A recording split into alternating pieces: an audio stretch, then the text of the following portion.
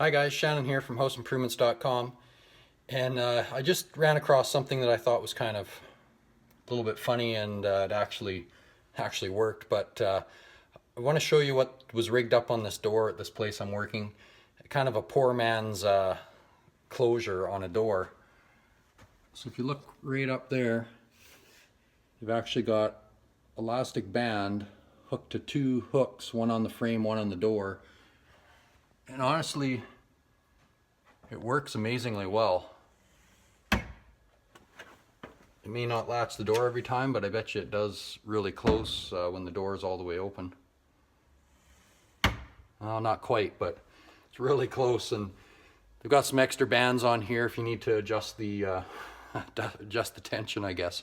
But I thought it was kind of creative, and obviously you don't want that on your house door or something, but I just thought it was kind of a neat little hack that somebody thought up.